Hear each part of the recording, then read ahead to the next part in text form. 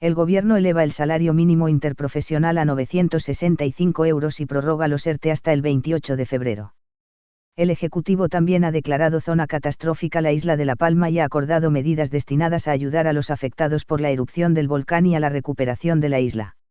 Como saben ustedes, el Gobierno está comprometido con ayudar a la isla de La Palma. Así lo ha expresado el presidente del Gobierno desde el minuto 1, con su propia presencia en ese compromiso. No vamos a dejar a nadie atrás. Estamos trabajando desde el primer día en lo que hemos venido a denominar el Plan Especial de Reconstrucción de La Palma, que va a comenzar en una primera fase de urgencia, que es lo que se aprueba esta semana, pero que va a mantenerse en el tiempo y que vendrán distintos acuerdos al Consejo de Ministros en una fase ya de recuperación en el futuro, cuando haya parado la acción del volcán y cuando podamos ir haciendo una valoración de daños y también una reconstrucción de la propia isla.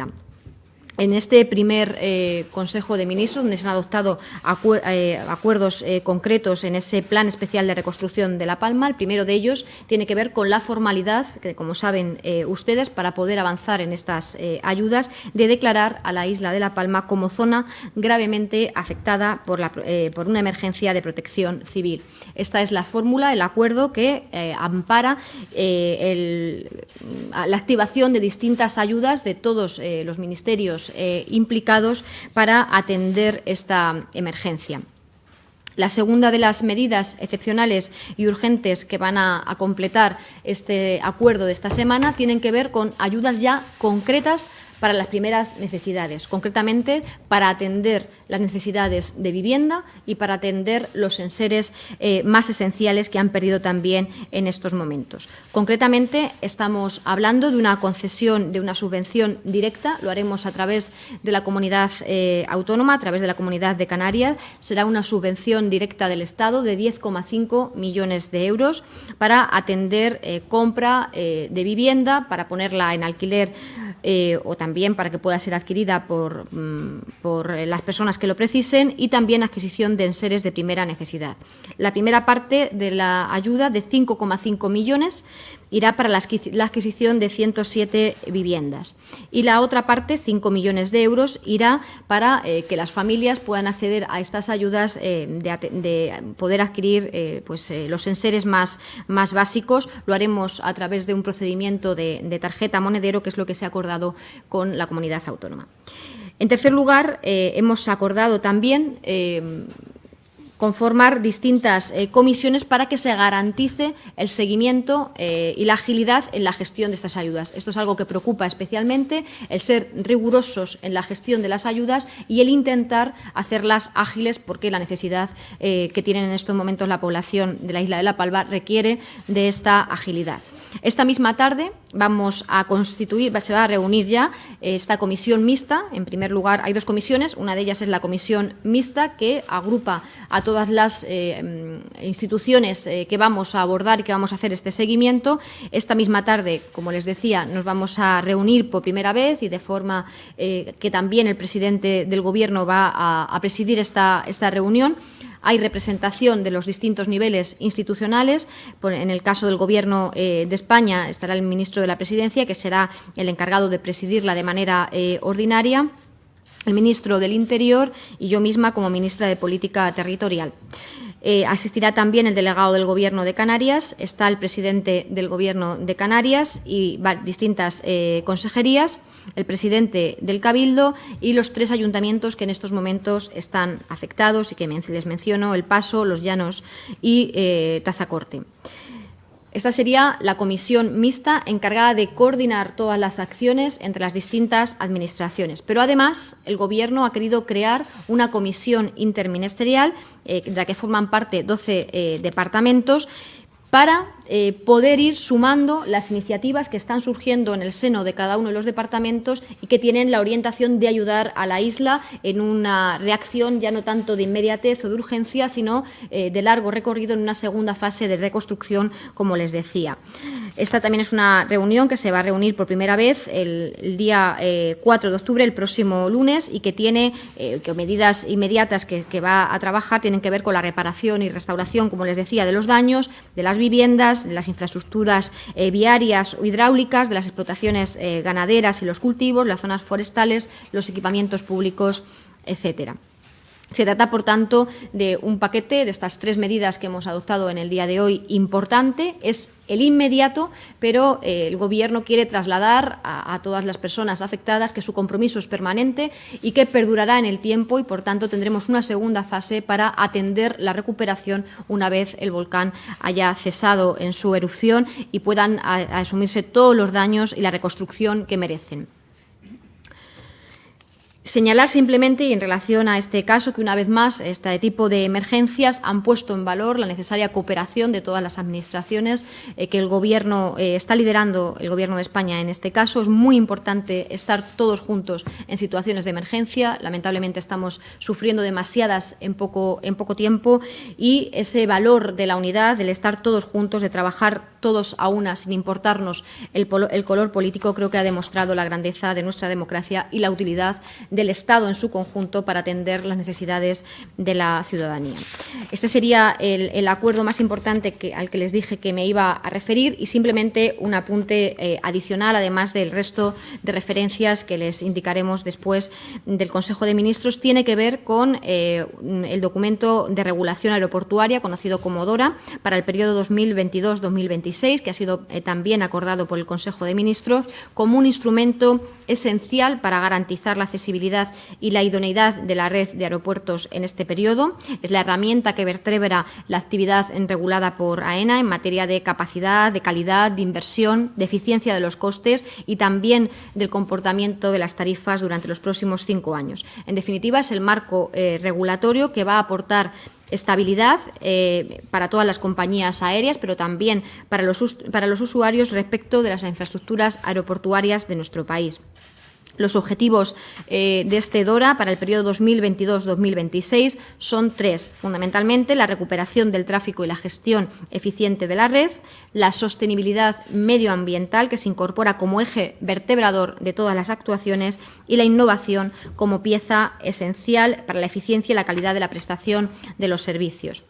En total, el marco de inversión para estos años, 2022-2026, es de 2.250 millones de euros para todo el periodo, con una media de inversión de 450 millones de euros al año, que van a permitir dar respuesta a todas las necesidades y superar las consecuencias que la pandemia ha provocado también en el transporte aéreo. El objetivo del Gobierno es recuperar el pulso en este sector y dar una respuesta también lo más rápido posible. Para ampliarles esta información serán ustedes convocados por el Ministerio de Transporte para ampliar toda esta información técnica y todas las dudas que ustedes puedan tener al respecto. Ahora voy a dar ya la palabra a la vicepresidenta para que pueda explicar los acuerdos de su competencia.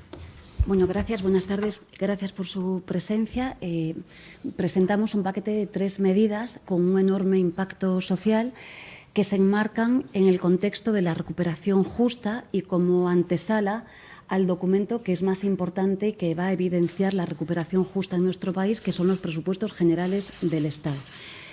En el marco de esa recuperación justa presentamos 3 medidas: el salario mínimo interprofesional, su revalorización, los ERTE como mecanismo principal de protección de las empresas y del empleo, y también los mecanismos de activación en el empleo. Permítanme que les diga que no se puede hablar de recuperación justa, o de alguna manera lo que hacemos en este momento es devolverles a quienes han levantado nuestro país, a aquellos que teníamos muy presentes y a aquellas que teníamos muy presentes durante los peores tiempos de la pandemia, devolverles su compromiso. Son ellos y ellas, los reponedores, las reponedoras, los riders, esas personas que dieron lo mejor de sí mismas en la mayor crisis sanitaria de la historia del mundo, pues les devolvemos, como no puede ser de otra manera, desde el compromiso social, ejemplificando lo mejor de nuestro país. En este sentido, la primera medida que voy a explicar es la subida del salario mínimo interprofesional. Permítanme que les diga que me siento muy orgullosa de formar parte de un gobierno que no solamente no sale de esta crisis recortando derechos, sino que somos profundamente diferentes. Salimos de esta crisis no bajando los salarios, como se hizo en la crisis financiera anterior, no devaluando los salarios, incluso presumiendo, como hacía el Gobierno del Partido Popular, de bajar los salarios para salir de la crisis, sino que estamos demostrando que salimos de la misma subiendo los salarios. Y subir los salarios forma parte no solo de medidas de protección social, como indica el Banco de España, sino que radica en la convicción firme de eficiencia económica y del buen funcionamiento de la economía en nuestro país. Frente al cúmulo de agoreros y agoreras que nos decían, ¿no?, que iba a venir la apocalipsis o las 10 plagas de Egipto por la subida del salario mínimo interprofesional, se demostró científicamente que no es así. La subida del salario mínimo interprofesional ha supuesto que nuestro país reduzca la brecha de género 2 puntos y además ha supuesto que los deciles salariales más bajos, sustancialmente las mujeres y los jóvenes, vean mejoradas sus rentas salariales. Por tanto, es una apuesta firme por salir de la crisis en mejores condiciones, pero también, insisto, por mejorar el conjunto de la economía en nuestro país. Por tanto, no solo somos diferentes, no recortamos los salarios, sino que los estamos incrementando. Como saben también ustedes, la subida que hacemos este año es de 15 euros y ya nos ponemos a trabajar con carácter inmediato para garantizar el cumplimiento de la senda que el Comité de Expertos ha diseñado en nuestro país, a los que quiero formalmente dar las gracias a las 12 personas que forman parte del Comité de Expertos, que nos han señalado cuál es el camino para llegar al final del año 2023. Como saben ustedes, la subida de los 15 euros se coloca en la mediana del tramo que indicaban los expertos y las expertas de subida para este año, y vamos a transitar en diciembre de este año y culminar la legislatura con el cumplimiento de la Carta Social Europea, esto es, del 60% del salario medio de nuestro país. Hablar de subir el salario mínimo no es hablar de economía financiera ni es hablar de paraísos fiscales, es hablar de pequeñas rentas que se van a aplicar en nuestros barrios y que van a llegar a la gente normal. Llegan a las peluquerías, llegan a las cafeterías, llegan en definitiva a la economía real, y por eso es tan importante la subida del mismo. Permítanme que en este tema dé las gracias también, una vez más, a los agentes sociales que llevan meses trabajando para dialogar en el entorno de la política de salarios en nuestro país. Y también permítanme decirles que las pasadas elecciones alemanas son un paso, creo que muy importante, para el conjunto de la Unión Europea. He mantenido conversaciones intensas estos días pasados con el ministro de Trabajo. Estaban expectantes al resultado de las elecciones, lógicamente, del pasado domingo, pero es evidente que el cambio que puede suponer en términos de política social es fuerte. Piensen ustedes que hicieron campaña y están comprometidos en la subida del salario mínimo del 25%, y también piensen ustedes que desde ya mismo me pongo a trabajar, como ya estábamos, con el conjunto de ministros y ministras de la Unión para conseguir que la directiva de salarios mínimos, ahora mismo ya con este resultado, sí pueda salir adelante. Somos conscientes que hay discrepancias en los países nórdicos por razones ajenas, más próximas a su cultura negocial, sindical, que a la subida del salario mínimo, que están firmemente convencidos, pero sí que, desde luego, el resultado electoral de Alemania facilita las cosas para que pongamos un giro en la nueva política social que debe marcar el ritmo. Y creo que nuestro país está a la vanguardia de lo mejor del conjunto de la Unión. En segundo lugar, permítanme rápidamente esbozar lo que el nuevo acuerdo de ERTES que estamos diseñando. Muy rápidamente, en primer lugar, prorrogamos los ERTE durante el plazo de un mes para que las empresas y los trabajadores puedan acogerse a los cambios que suscita esta nueva norma. un mes en el que tienen que tener todos los nuevos planteamientos solventados. En segundo lugar, volvemos al procedimiento ordinario. Hablo en términos administrativos. Volvemos a un procedimiento en el que todas las empresas que a día de hoy están en ERTE tendrán que tramitar de nuevo en sus autoridades laborales, estoy hablando de los 17 servicios autonómicos, su expediente y todas las cuestiones para tramitar la permanencia en el ERTE. Aquí tendrán un plazo las autoridades laborales de 10 días y el silencio administrativo vuelve a operar, como siempre lo hizo, teniendo en cuenta que estamos en un momento de transición y de, digamos que, salida ya de la crisis, o así lo deseamos, si somos capaces de controlar el impacto del virus y transitar ya hacia otro tipo de mecanismos de flexibilidad interna en las empresas. Lo que hace este mecanismo nuevo de ERTES es anticipar la reforma estructural del mercado de trabajo que está propiciando la Mesa de Diálogo Social, el artículo 47 del Estatuto de los Trabajadores, digamos que anticipando el resultado final. Y me quiero explicar. Lo que hacemos aquí es desplegamos un nuevo mecanismo de protección social que va vinculado a la formación, del que ahora hablaremos, pero señalando que la reforma laboral, como saben ustedes, tiene que estar lista antes del 31 de diciembre de este año y, por tanto, las empresas que quieran acogerse a los mecanismos de flexibilidad interna tendrán que adecuarse al mecanismo que ya con carácter estructural vamos a definir en estos días. Les anticipo que los trabajos en la Mesa de Diálogo Social están muy avanzados, vamos a culminar y, por supuesto, vamos a cumplir los plazos que nos hemos fijado. Por tanto, las empresas que hoy se sujeten a este Real Decreto, en cuanto se publique la reforma laboral, tendrán que modificar y acogerse al artículo 47, que ya quedará con carácter estructural. Lo que hacemos singularmente es plantear la necesidad de que los trabajadores que permanezcan en ERTE y las trabajadoras aprovechen su estadía en el ERTE para formarse. Aquí, como saben ustedes, los servicios públicos de empleo tienen dos mecanismos de formación, el denominado mecanismo de formación bonificada y subvencionada, y este va a ser el mecanismo por el que transitemos para dar formación a los trabajadores y trabajadoras en ERTE.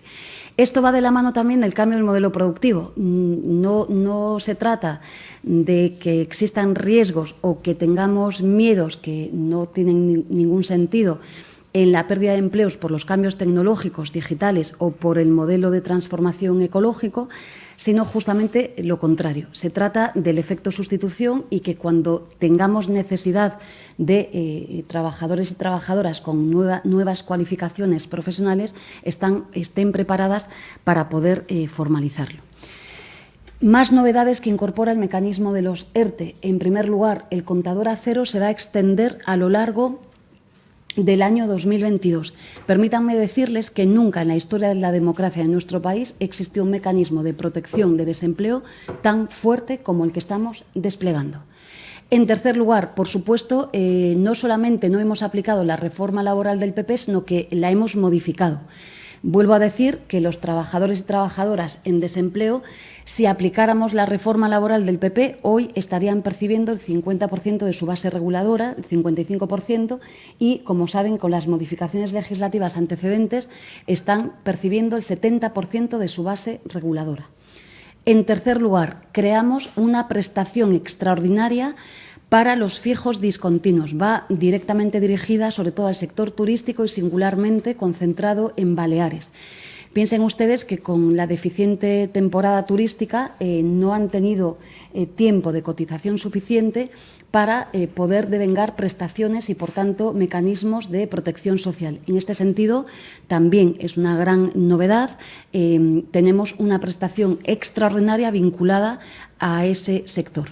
Incorporamos también los denominados ERTEs volcánicos o los ERTE para La Palma y para el archipiélago canario. Verán ustedes en las disposiciones que lo regulan que se sujetan al plazo ordinario del 28 de febrero, pero que dejamos la puerta abierta para estudiar, en su caso, la necesidad de prorrogar estas medidas en el archipiélago canario y también en el conjunto de La Palma.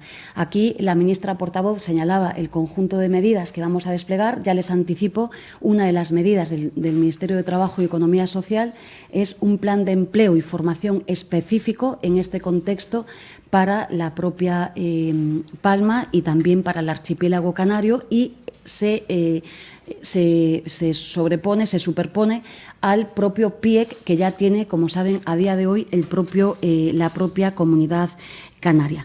Los mecanismos de protección y de mantenimiento del empleo de la estrategia ERTE se han mantenido. Estoy hablando de la cláusula del mantenimiento del empleo durante 6 meses, de la prohibición de despedir, de las razones éticas de la prohibición de operar en paraísos fiscales, del reparto de dividendos, de la prohibición de realización de horas extraordinarias, de la prohibición de subcontratar o contratar categorías profesionales que ya existan en las empresas que están en ERTE, y así hasta un largo etcétera. Posteriormente, el ministro Escrivá va a explicar el impacto que tiene todas estas nuevas medidas en el trámite de las exoneraciones en términos de cotizaciones sociales para las propias empresas. Y termino con el sistema de activación para el empleo.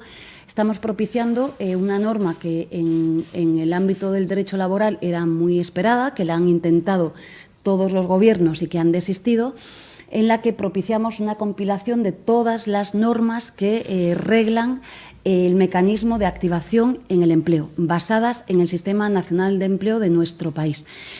Es una norma de enorme complejidad. Piensen que estamos hablando de una operativa de 548 programas propios, 39 programas comunes. Verán ustedes que las hemos reducido y concentrado y rediseñado, y en las que de manera singular, sin extenderme en ellas y a resultas de que quieran formular preguntas o que vean después el texto, verán que se incorporan importantes novedades. Entre ellas, singularmente, vamos a una apuesta por la activación en el empleo dirigida a sectores especialmente vulnerables. Somos conscientes de que nuestro mercado de trabajo expulsa a 2 sectores de edad fundamentales. Una es la franja de las personas mayores de 45 años.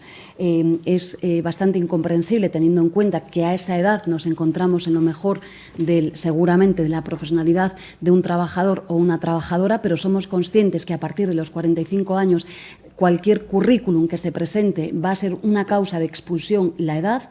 Operamos, ¿no?, con distintas medidas para corregir este sesgo, y lógicamente también las medidas que tienen que ver con los jóvenes, singularmente medidas que vamos a desplegar para el retorno del talento de los jóvenes que se encuentren fuera de nuestro país, no solo con medidas de contratación, sino también incluso medidas que sufraguen todo el tipo de gastos, de desplazamientos y de operativas para que puedan retornar a su país.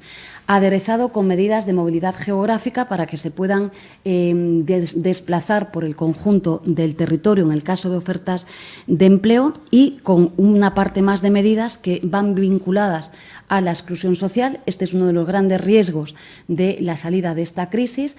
También la discapacidad y, como es lógico, medidas dirigidas para las mujeres en su conjunto y las mujeres víctimas de violencia de género. Es una norma intensa, compleja, pero en la que cambiamos bastantes de las razones o de los contenidos que hasta ahora se han practicado en nuestro país. Nada más y muchas gracias. Muchas gracias, vicepresidenta. Ministro. Buenas tardes. Lo primero que me gustaría constatar a la hora de presentar estos acuerdos es que es el 6º Real Decreto Ley que hemos aprobado en el Consejo de Ministros de protección del empleo y el tejido productivo. Es el 6º acuerdo que hemos acordado en lo que tiene que ver con los ERTEs con los agentes sociales, a los que quiero agradecer de nuevo su disponibilidad a trabajar siempre con plazos muy ajustados y en temas claramente donde estamos innovando, incluso a nivel internacional, como se nos reconoce. Muy agradecidos de su colaboración y de poder haber llegado de nuevo a un acuerdo, y también a las representantes de los autónomos. También traemos en este Real Decreto Ley una extensión de la prestación extraordinaria de protección para los autónomos que, una vez más, hemos acordado con las tres organizaciones de representación de los autónomos, como se constató ayer. En segundo lugar, y me voy a hacer uso de una serie de transparencias, hacer simplemente una recopilación de cómo hemos llegado hasta aquí. Recuerden ustedes que en marzo de hace algo más de 15 meses tuvimos que desplegar una protección extraordinaria, como se puede ver en ese gráfico, donde llegamos a proteger 2 de cada 10 trabajadores asalariados estaban protegidos en el esquema de ERTES. Y lo que hemos ido haciendo durante estos 6 decretos leyes ha sido ir adaptando las características de esta regulación a las condiciones cambiantes de la pandemia y del mercado de trabajo. Durante los primeros meses el foco fue la protección de todos aquellos afectados. A partir del verano del año pasado, el foco fue la activación. Se daban las condiciones para ir recuperando empleo y recuperamos a un ritmo extraordinariamente rápido, sin parangón en los países de nuestro entorno. Y después, ya durante el otoño y el invierno, tuvimos que ir adaptándonos a las condiciones de la pandemia, ajustando los elementos que tienen que ver con la protección con los de la activación. Aún así, en febrero del año pasado habíamos conseguido un resultado, el punto cuando empezó, digamos, la última ola, cuando nos salimos de la última ola, donde teníamos 5 de cada 10 trabajadores todavía en ERTES. Al día de hoy, y esas son las cifras que aparece hoy, ya si tenemos en cuenta los trabajadores que están a tiempo parcial, realmente tenemos unos 170.000 trabajadores en ERTE a tiempo total, que es menos de 1 de cada 100 trabajadores. Esto es un éxito extraordinario, que yo creo es un éxito de la sociedad, es un éxito de todos los agentes sociales que hemos participado en un cambio extraordinario de la forma en la que gestionamos perturbaciones fuertes que afectan al desenvolvimiento económico. Eso se refleja en el siguiente gráfico, en el que podemos comparar esta crisis con la crisis anterior. En esta crisis, pasado algo más de 15 meses, estamos, año y medio, poco más, hemos recuperado los niveles de empleo previos a la crisis. En la anterior crisis económica, que se gestionó de una forma completamente distinta, tardamos más de una década en recuperar los niveles de empleo. Ese es el ejemplo que quería traer con este gráfico. Y después, sobre las características de lo que es este nuevo marco de ERTES, ya la vicepresidenta ya ha reflejado algunas de ellos que están en esta pandemia. Yo creo que voy a ir directamente a las características de estos ERTES en la siguiente transparencia. Aquí, en primer lugar, hemos prolongado un mes el esquema actual. Con esto estamos dando tiempo para la adaptación a todos al nuevo marco, a las empresas, a los trabajadores, a las propias administraciones que tienen que dar respuesta a los planes de formación y, por lo tanto, vamos a mantener las condiciones durante un mes más y, por lo tanto, los ERTES de limitación tienen una exoneración del 75% y los de impedimento, los que vienen con un expediente de impedimento del 100% y 10 puntos menos siempre para las empresas de más de 50 trabajadores. Si vamos directamente a lo que es el nuevo marco, en primer lugar, pensamos que va a ser bastante inusual, pero contingentemente hay que dejar la posibilidad de que puedan solicitarse de nuevo por restricciones administrativas asociadas al COVID, se puedan solicitar ERTES de impedimento o de limitación. Nuestra impresión, viendo la realidad a la que nos enfrentamos, es que esto va a ser muy inusual, pero la posibilidad sigue abierta en la medida en la cual haya empresas que no puedan tener actividad por restricciones administrativas asociadas al COVID o tengan una limitación significativa de su actividad. Esa posibilidad va a existir y vamos a seguir con las condiciones preexistentes y vamos a seguir permitiendo la flexibilidad de transitar de una a otra. Pero la gran novedad está en que todas aquellas empresas y los trabajadores en ERTE a 30 de septiembre de este mes podrán acceder a un nuevo ERTE que vamos a llamar ERTE con formación. Ya iremos buscando la palabra adecuada para calificar, igual que se han buscado palabras para los ERTEs anteriores, nuevos ERTE formativos, o como queramos llamarles, donde aquí establecemos una distinción que tiene que ver básicamente por razones operativas entre las empresas de 10 o más trabajadores, personas trabajando, o de menos de 10. En el caso de empresas de más de 10, hay un porcentaje fijo, digamos, de exoneración del 40%, pero sí se pone en marcha un plan de formación dentro de las características y el marco de referencia del Real Decreto Ley, la exoneración será del 80%. En el caso de las empresas más pequeñas, esa proporción es del 50%, es la exoneración fija, y llega al 80% en la medida en que hay un plan de formación. Queda, digamos, a partir de noviembre, siempre la posibilidad de un ERTE de impedimento, asociado obviamente a una restricción administrativa que constate la autoridad laboral, del 100% y del 90% a empresas de más de 50 trabajadores. Este es el marco en el que nos vamos a desenvolver durante los próximos meses, y en el que hay una apuesta evidente por la formación y por la formación de calidad. Pensamos que en este momento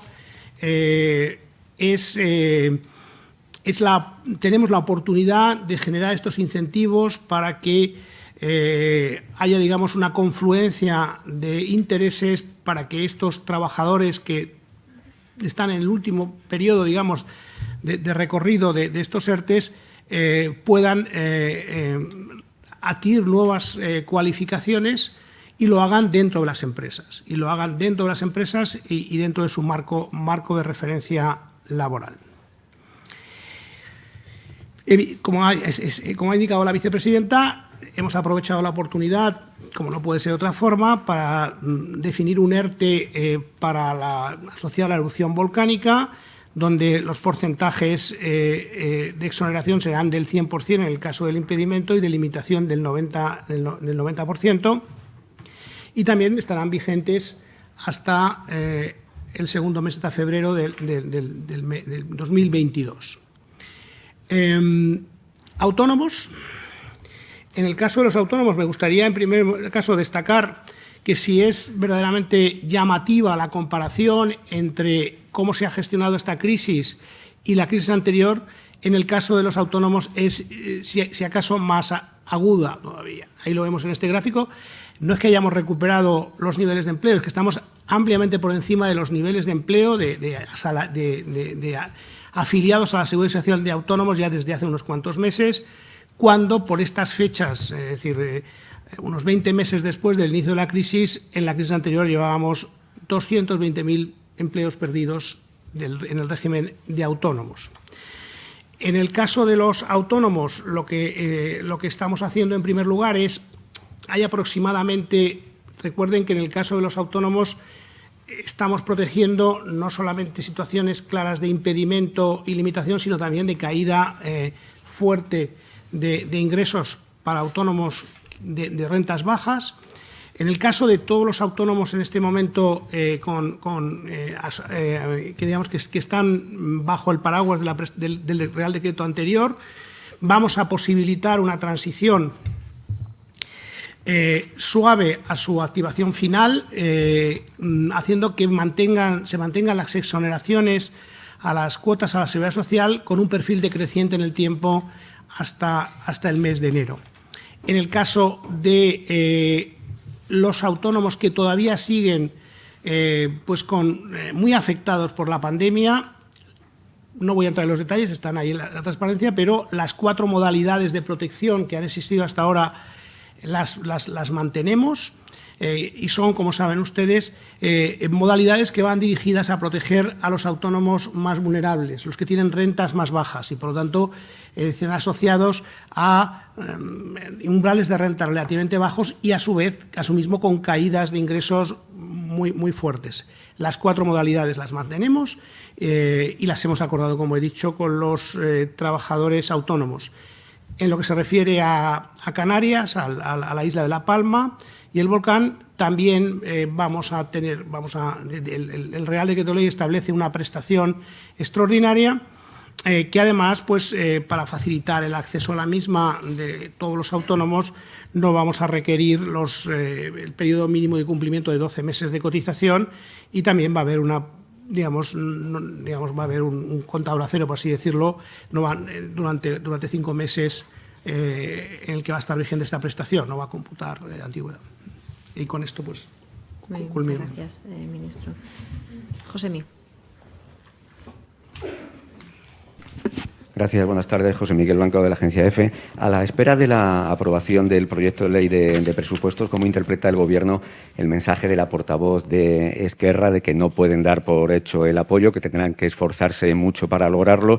Si están convencidos de que finalmente tendrán ese apoyo, y si no temen que finalmente también pueda interferir la situación del señor Puigdemont. Y para el ministro Escrivá, ¿cómo ha visto la polémica por sus declaraciones que han provocado interpretaciones de que abría la puerta a una jubilación a los 75 años, y si ha tenido oportunidad de aclararlo hoy en la reunión del Consejo, o a la vicepresidenta segunda, que ayer pedía cautela en este tipo de declaraciones? Gracias. Bueno, en relación a los presupuestos generales del Estado, como saben ustedes, el Gobierno está trabajando para tenerlos en tiempo y forma. Y esto creo que es algo muy importante, porque estos presupuestos generales del Estado vienen a dar respuesta a dos cuestiones fundamentales. La primera de ellas es que no nos podríamos perdonar como país no ser capaces de ejecutar estos fondos europeos que hemos logrado y que hemos liderado para cambiar y transformar nuestro país. Y, en segundo lugar, porque estos son los presupuestos que vienen a dar respuesta a la recuperación económica justa que trabaja el Gobierno de España. Creo que son dos razones muy poderosas que animarán a una inmensa mayoría de los grupos parlamentarios a darles una respuesta positiva.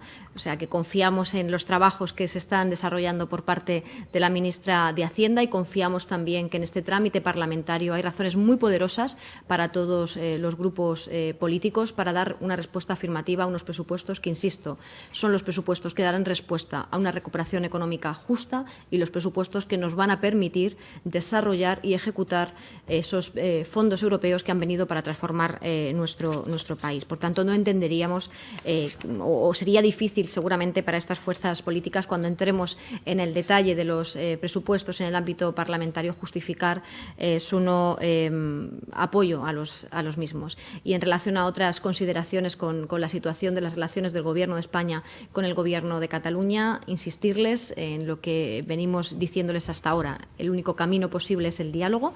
Mantenemos nuestra disposición al mismo, que además es compartida por la inmensa mayoría de la ciudadanía catalana. No hay cabida para una vía unilateral. El camino es el acuerdo, es el diálogo, es el entendimiento, y el Gobierno sigue trabajando en esa disposición, y entendemos que nada ha cambiado para que podamos seguir abordándolo desde este punto de vista.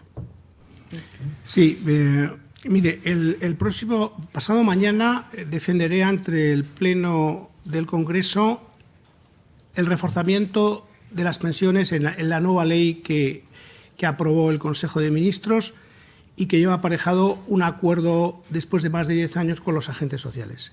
En esa ley, como he explicado en multitud de ocasiones, se mantiene todo el marco actual de edad de jubilación.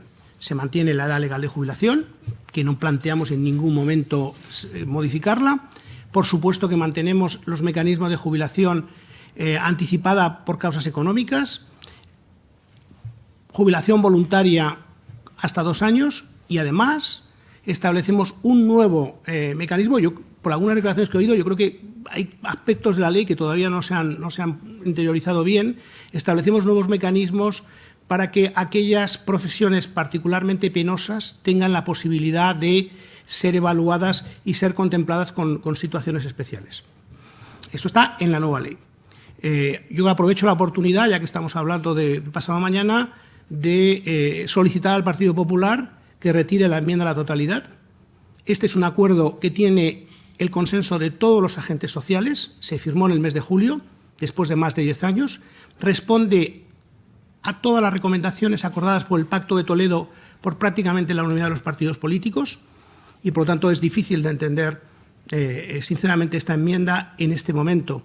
Ayer el expresidente Rajoy nos indicó por dónde iba la ley del 2013, la reforma del 2013, y como todos saben lleva aparejado un recorte de pensiones intensísimo como mecanismo para financiar otros déficits públicos que se originan en otros sitios. Esto es la reforma del 2013, pero ayer, pues, si había alguna duda, nos lo recordó el señor Rajoy. Y en relación al punto este de la polémica, sinceramente, quien haya leído la entrevista, que después tengo la sensación de que ha sido pocos, lo que estaba yo contestando es a las personas que están, y es la pregunta de la periodista, de en torno a 55 años y se ven impelidos a dejar el mercado de trabajo por jubilaciones anticipadas. Y yo creo que aquí estoy convencido de que nadie quiere, y todo el mundo debemos estar juramentados para cambiar la mentalidad, para que personas en torno a 55 años, en sus últimos X años, 10, 7 años de vida laboral, estén en una situación de precariedad, estén en una situación de incertidumbre, bajando sus cotizaciones sociales y sin poder tener una vida activa plena. Por eso realmente me estaba refiriendo a ese asunto. Seguro que en este tema todos tenemos que ser más que cautelosos, beligerantes. Sandra. Buenas tardes a los tres. Por retomar ese tema, ministro, preguntarle a la vicepresidenta segunda si le parece bien la explicación del ministro. Y por otro lado, sobre el tema de los presupuestos, portavoz, no ha hablado específicamente de Esquerra. No sé si temen que la situación de Carles Puigdemont y la presión que está ejerciendo su socio en la Generalitat, Junts, pueda condicionar de alguna forma la negociación con Esquerra, que son fundamentales para aprobar los presupuestos. Gracias. Muchas gracias, Sandra. Creo que me refería a todos los grupos políticos, efectivamente, pero considero que el Grupo Parlamentario de Esquerra Republicana de Cataluña es suficientemente autónomo como para depender de las cuestiones que afectan a otros partidos políticos a la hora de definir su voto. Y, en cualquier caso, insistir en que el Gobierno tiene clara su hoja de ruta, e igual que les hablaba de la contundencia en que nuestra apuesta es el diálogo y entendemos que esta es la vía por la que tenemos que transitar, les insisto en que los presupuestos generales del Estado son una herramienta muy poderosa para la transformación de este país en un momento muy importante donde debemos ejecutar todos estos fondos de recuperación y donde además tenemos que hacer frente a transformaciones importantes que van a venir a modernizar y a reactivar nuestra economía. Por eso confío en los trabajos que se están desarrollando por la ministra de Hacienda y confío también en el buen trabajo que harán los grupos parlamentarios para poder acordar unos presupuestos que son un instrumento muy útil para el desarrollo de nuestro país. Y si me permiten, también y en relación con las pensiones, creo que realmente lo preocupante, y esa es la opinión del Gobierno en relación a este asunto, es que el principal partido de la oposición siga anclado en una posición de ataque a los pensionistas españoles. A los 9 millones de pensionistas, hombres y mujeres de este país, hay que recordarles y hay que decirles, y desde luego lo vamos a combatir, lo estamos combatiendo así desde el Gobierno de España, que el Partido Popular ayer se ratificó, además en boca de quien fuera presidente del Gobierno, en su posición de mantener bloqueadas y de mantener congeladas las pensiones. Y frente a eso hay un Gobierno que persigue una recuperación económica justa y que, desde luego, atiende también las necesidades de los pensionistas de nuestro país, y por eso hemos hecho una apuesta clara por revalorizarlas conforme al incremento del IPC. Creo que esto es lo más destacado que nos une a todo el Gobierno y por eso quería ponerlo de manifiesto. Sí, le voy a contestar a su pregunta. En primer lugar, creo que el ministro ha sido claro. En segundo lugar, me parece que lo más relevante que está haciendo el Gobierno de España, una de las cuestiones más importantes, va a pasar el próximo jueves. Y realmente me parece que estamos cumpliendo con el acuerdo de Gobierno. El próximo jueves se deroga la reforma de pensiones del Partido Popular, la Ley 23/2013. Singularmente, ¿qué hacemos en la norma que ha esbozado el ministro Escrivá y su equipo? Pues singularmente, y permítame que después de todo lo que hemos vivido lo ponga en valor. Revalorizar las pensiones de nuestros pensionistas de conformidad con el IPC real y, en segundo lugar, suprimir el denominado factor de sostenibilidad. Desde luego, el Gobierno de España está cumpliendo y, después de las reflexiones que hay, desde luego me quedo con esto. Creo que es muy importante lo que se está haciendo, sabiendo que es una materia de una enorme sensibilidad. Son 9,7 millones de pensiones, no pensionistas, pensiones, de diferentes tipos, pero que afecta a la vida de la gente. Por tanto, creo que lo importante es que el jueves vamos a cumplir con nuestra palabra. No solamente no recortamos, como quiere hacer el Partido Popular, sino que además estamos garantizando que los pensionistas y las pensionistas de nuestro país sigan caminando en una senda de protección social que seguramente es lo mejor que ha dado la política de seguridad social en nuestro país. Esther. Buenas tardes a la vicepresidenta segunda. Quiero entender que se da por satisfecha con las explicaciones del ministro Escrivá sobre esas declaraciones. Lo digo porque usted misma ayer afirmó que este tipo de cuestiones provocaban tensiones en el seno del Gobierno. Y a la ministra portavoz quería preguntarle por el tema de las ayudas a la isla de La Palma. Quiero saber si este cheque monedero que se va a dar para la adquisición de enseres tiene una cuantía concreta o si dependerá de la unidad familiar, y también en el dinero que se va a dar al Gobierno canario para la adquisición de viviendas, si son viviendas nuevas, no, si se abre la puerta también al alquiler y si se puede saber en concreto cuándo podrían llegar estas ayudas a la gente. Vicepresidenta, si le parece.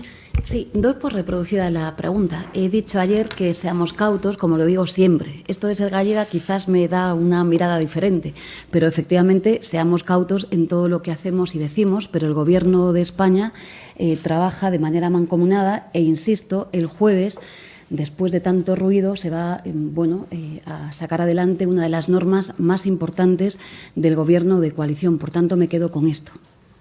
En relación a las ayudas, la parte de vivienda, el global de las ayudas, les decía al comienzo, lo vamos a dirigir para su gestión con la comunidad autónoma. Es decir, lo que aprueba el Consejo de Ministros hoy se va a gestionar directamente en colaboración con la comunidad autónoma, que además, en el caso de vivienda, aportará también un crédito para la misma finalidad. La adquisición de las viviendas se plantean todos los escenarios. Pueden ser viviendas de titularidad pública o de titularidad privada. Lo que se busca con el acuerdo es que puedan ser ocupadas con carácter inmediato. Es decir, tratamos de dar una respuesta inmediata a la situación que han vivido aquellas familias que se han quedado sin hogar. Y en el caso de las ayudas con este modelo de tarjeta monedero, lo que se trata precisamente es de ser mucho más ágil en la compra de estos enseres, y está también pendiente de concretarse, que es lo que haremos en estos trabajos de las comisiones, en este caso la mixta, con la que vamos a trabajar con la comunidad autónoma para ir al detalle de cómo vamos a articular esas ayudas. Pero en los dos casos, tanto en viviendas como en enseres, el objetivo de estas ayudas es la inmediatez, es decir, dar una respuesta inmediata a aquellas personas que han perdido lo más básico, productos de aseo, ropa y otro tipo de menaje que resulta imprescindible para el desarrollo normal de nuestras vidas. Y del mismo modo, estas viviendas tienen que ser o se va a tratar de que sean y que estén disponibles con carácter inmediato para su ocupación.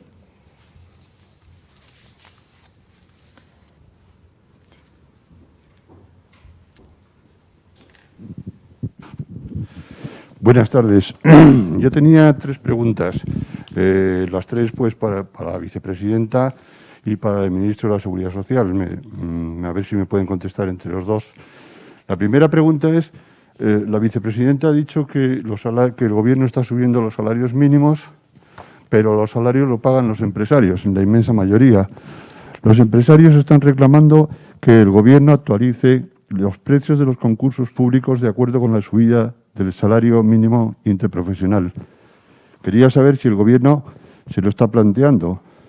En segundo lugar, quería preguntarles cuál es el coste de los acuerdos alcanzados ayer con la patronal y con los autónomos, que suele decir el señor Escrivá más o menos lo que viene costando todas las medidas desde marzo de 2020, a ver si pueden decirnos lo que costó, lo que cuesta esto y lo que ya se suma al coste actual. Y la tercera pregunta es, ¿debemos entender entonces que la reforma estructural de los ERTE que van a presentar ustedes en la reforma laboral llevará ya para siempre exoneración de las cotizaciones sociales en virtud de que la empresa, según el tamaño de la plantilla, dé formación a sus trabajadores? Muchísimas gracias. Sí, gracias, Miguel. La indexación se ha debatido en el Gobierno. Yo creo que somos claros y no va en el texto que hoy se incorpora.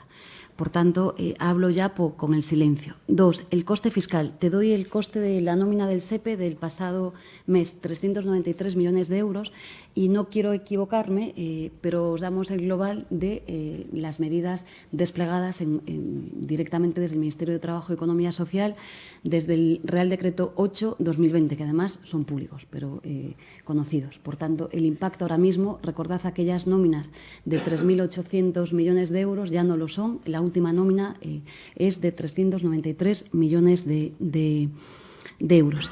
El mecanismo estructural, artículo 47, que tú conoces muy bien, lo vamos a trabajar en el diálogo social. Miguel, estamos ya terminando esas tareas. Es verdad que tenemos que decidir colectivamente cómo vamos a financiar ese mecanismo. Y aquí me quedo. Está claro que ya sabemos que vamos a incorporar la formación como fórmula, ¿no?, de mecanismo de flexibilidad interno, pero lo más importante es que hemos demostrado que no hay que salir de las crisis con ajustes en términos de empleo, con despidos masivos, sino que lo que hay que hacer es, a sabiendas de que, aunque no tengamos ninguna crisis económica, hay sectores productivos que tú conoces muy bien que van a necesitar de estas herramientas de flexibilidad, pues van a poder acogerse a las mismas. La condición que les vamos a poner, que van a desplegar mecanismos de formación. Pero es verdad que si veis el componente 23, observaréis que hay un debate sobre la financiación de este mecanismo, que me tengo que quedar aquí porque no lo tenemos trabajado. Y si me permitís, nos hemos olvidado de señalar 2 medidas que se prorrogan en el Real Decreto, que es el Plan Me Cuida, de la adaptación de las jornadas de trabajo y también todas las medidas de protección para los sectores culturales. Lo digo porque son muy, muy importantes. Y te dan el dato exacto, si quieres, es que creo que sé cuál es, pero no quiero fallar, que no me falle la memoria, pero os damos el dato. Sí, en relación a al coste, la cifra de lo que llevamos en el ámbito del Ministerio de Inclusión, y por tanto ERTES, prestaciones de autónomos, exoneraciones para autónomos e incapacidad temporal, a finales de septiembre estaremos en cerca de los 21.000 millones de euros, un poquito por debajo. ¿Cuál va a ser el coste adicional desde el mes de febrero, desde el mes de octubre hasta el mes de febrero? Pues aquí tenemos algún elemento de incertidumbre, como siempre, una estimación adicional, porque tenemos que ver cuántas empresas entran en el nuevo mecanismo de ERTES, y esto pues, le voy a dar el dato, pero quiero anticipar que pues, tiene un elemento de incertidumbre incluso algo mayor que en otros momentos, ¿no? Y además tenemos que ver cómo se despliegan las exoneraciones asociadas a la formación con los distintos tamaños de empresas. Pero nuestra estimación central, por todos los conceptos, es de 1.200 millones de euros adicionales hasta el mes de febrero. Y después, en relación a lo que es lo que hemos venido a llamar ERTES estructurales, y que también tendrá un elemento de ERTES cíclicos, es decir, que se parecerán más a los que han sido vamos a introducir 2 modalidades de ERTES, los estructurales para situaciones, digamos, un poco a nivel de especificidad de las empresas o de sectores, y los ERTES cíclicos, que serían un poco el remedio de una situación, no exactamente como esta, pero situaciones más sistémicas en la economía. Es decir, que esa doble modalidad va a existir en la reforma que se va a introducir, y yo creo que, como ha dicho la vicepresidenta, estamos en los detalles, pero, digamos, lo que tiene que ver con la formación, la recualificación de los trabajadores, tiene que ser un elemento incluso reforzado respecto a lo que se puede hacer en este momento. Ese es un elemento clave. También vamos a trabajar, porque ese es un tema, en incentivos a las empresas que digamos, transiten de un ERTE a una empresa que no lo está y que esté dispuesta a contratar a un trabajador. Tenemos que trabajar en esos incentivos porque aquí el objetivo fundamental es la flexibilidad interna y el evitar al máximo que los trabajadores tengan que salir del mercado de trabajo y estar en desempleo durante un cierto tiempo. Ese tiene que ser el objetivo de todo el diseño conjunto de la medida. Muy bien. Ana.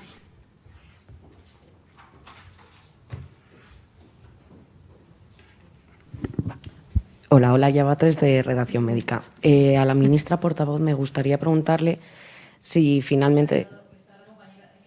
Toda la palabra a Ana. Ay, perdona. Al final de la sala, pero...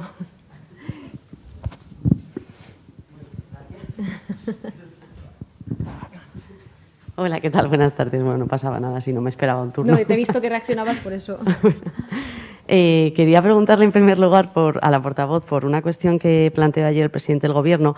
Habló de la posibilidad de deslocalizar sedes de instituciones públicas como vía para luchar contra la despoblación. Quería saber en qué consiste este plan del Gobierno, si tienen alguna concreción, qué instituciones podría ser y qué les parece que la presidenta de la Comunidad de Madrid haya dicho que esto es un nuevo ataque del Gobierno a la Comunidad de Madrid. Y luego, por otro lado, quería preguntarles a la portavoz también por la polémica que ha suscitado las declaraciones que hizo ayer el secretario de Estado de Seguridad sobre la comisaría de la Vía Layetana en Barcelona. Desde Unidas Podemos se ha pedido al ministro del Interior que desautorice a su número 2 y Esquerra ha pedido incluso la dimisión por estas palabras. Quería saber si el Gobierno respalda al secretario de Estado y si rechazan propuestas como que la comisaría se convierta en un museo de memoria histórica, como piden, por ejemplo, los comuns. Gracias. En relación a la primera cuestión y la desconcentración de organismos en el territorio de toda España, responden a un planteamiento de nuestro Gobierno de afrontar algo que para nosotros es importante, que es el reto demográfico, e intentar que en todos los territorios haya oportunidades para desarrollar proyectos vitales. Que familias jóvenes que quieran vivir en medios con menor población puedan tener oportunidades para desarrollarse también de manera plena en el ámbito profesional y dedicándose también al desempeño de la función pública en el ámbito de la Administración General del Estado. Ese es el objetivo de esa medida, por tanto, no puedo compartir ni la preocupación ni el alarmismo de la presidenta de la Comunidad de Madrid. Todo el mundo tranquilo. La capital de España sigue siendo Madrid.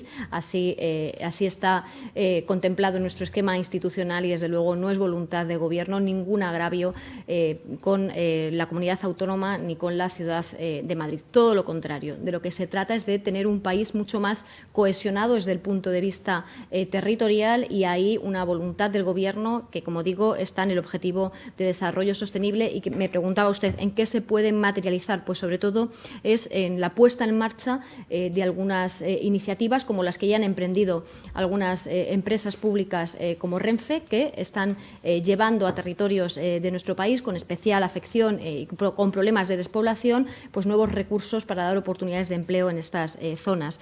Y, por tanto, estamos pensando sobre todo en esos nuevos elementos que puedan surgir en el desarrollo del Estado y que permitan oportunidades de vida y profesionales en otras partes del Estado. Creo que eso no es un agravio ni un atentado contra ningún territorio, sino todo lo contrario, es conformar una mejor convivencia entre todos y dar cohesión territorial a nuestro país, que es la voluntad de nuestro Gobierno.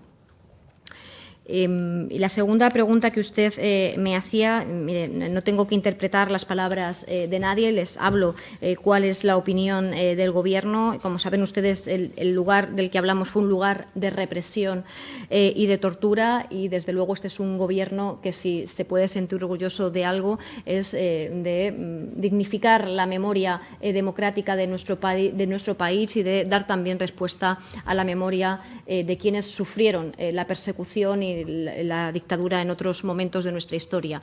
Creo que el secretario de Estado, cuando habla de estas circunstancias, lo que está haciendo es algo que es compartido también por todo el Gobierno, que es poner en valor el papel de la Policía Nacional en todo el territorio de nuestro país, en España y también en Cataluña y en Barcelona. Y creo que es también una parte de nuestro Estado muy valorada por la ciudadanía y que, desde luego, ejerce un papel fundamental en lo que al orden público se refiere.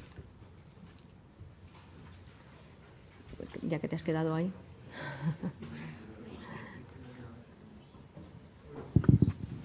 Buenas tardes de nuevo. A la ministra portavoz le querría preguntar si se ha aprobado finalmente en el Consejo de Ministros la renovación del convenio de Muface, como estaba previsto. Por otro lado, ¿cómo canaliza el Gobierno la iniciativa de su socio Podemos de acabar con el modelo Muface? Y si se van a realizar las solicitadas auditorías del dinero que se destina. Por otro lado, al ministro Escrivá me gustaría preguntarle si se ha estipulado cómo va a ser el sistema mixto de compensación en los casos en los que se posponga la jubilación. Muchas gracias. Sí, está aprobado en los términos en los que lo vamos a reflejar en la referencia del Consejo, y es un acuerdo de todo el Gobierno. Es que, perdón, pero no he entendido la pregunta. ¿El sistema mixto de compensación? En los casos en los que se posponga la...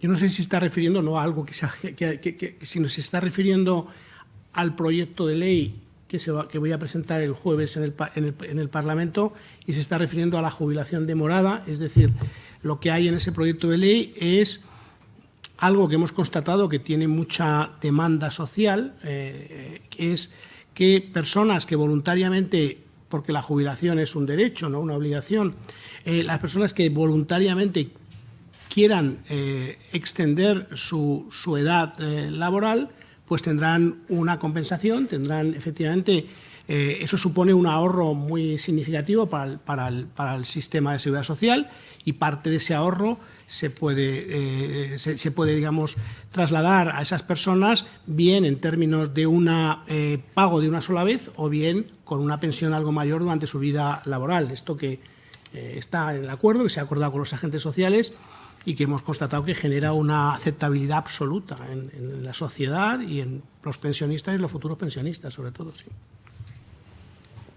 Cristina. Con esto vamos a terminar. Hola, buenas tardes. Será una pregunta para cada uno de los comparecientes. Para la vicepresidenta segunda, se le ha preguntado a la ministra portavoz sobre el tema de los presupuestos y de los apoyos parlamentarios, pero quería saber si ya hay acuerdo entre los socios, si se ha llegado ya a un acuerdo sobre las cuentas del año que viene, con el escollo principal, que era el tema de un mínimo del impuesto de sociedades del 15%. A la ministra portavoz, de las viviendas que se van a adquirir en la isla de La Palma, quería conocer el dato de cuántas son propiedad de los bancos, si tienen el dato, y al ministro Escrivá, si en algún momento en esta polémica se ha sentido desautorizado por sus compañeros de Gobierno, no solo por, digamos, el sector morado, sino también por algunos del sector socialista. Gracias. No puedo darle el dato exacto que usted me pregunta. Se van a adquirir, se ha calculado el entorno de 100 viviendas, pero no puedo precisarle con exactitud. Entonces, prefiero que aguardemos a la gestión de las mismas y poderle dar esa información de manera correcta. Vicepresidenta. Sí, es evidente que no hemos llegado a un acuerdo, si no lo hubiéramos hecho público.